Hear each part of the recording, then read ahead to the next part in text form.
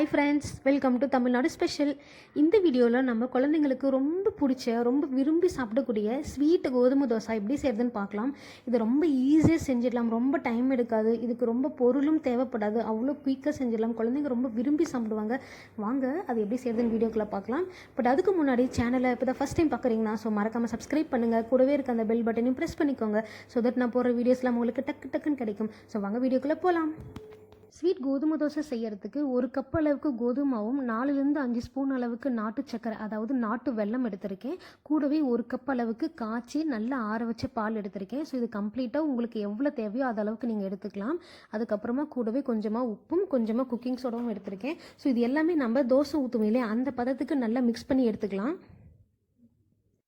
நான் கரெக்டாக தோசை மாவு பதத்துக்கு மிக்ஸ் பண்ணி வச்சுருக்கேன். ஸோ பாருங்கள், இந்த கன்சிஸ்டன்சியில் இருந்தால் உங்களுக்கு பேன்கேக் வந்து ரொம்ப சூப்பராக வரும். இந்த டைமில் நீங்கள் பெரியவங்களுக்கு கொடுக்குறதா இருந்தால் தேங்காய் துருவலும் ஏலக்காய் பொடியும் நீங்கள் ஆட் பண்ணிக்கலாம். இல்லைன்னா குழந்தைங்களுக்கு கொடுக்குறதா இருந்தால் நீங்கள் தேங்காய் துருவலை மட்டும் ஸ்கிப் பண்ணி கொடுக்கலாம்.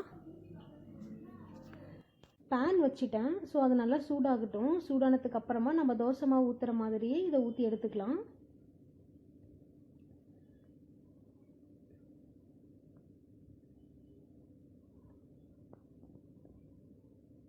ஸோ இதுக்கு நான் தேவையான அளவு நெய் ஊற்றிக்கிறேன். எண்ணெய் வேண்டாம், நெய் ஊற்றிக்கோங்க, இன்னும் உங்களுக்கு டேஸ்ட்டு சூப்பராக இருக்கும்.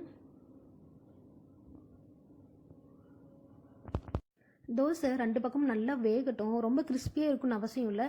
இது சாஃப்டாக இருந்தால் இன்னும் சாப்பிட ரொம்ப சூப்பராக இருக்கும்.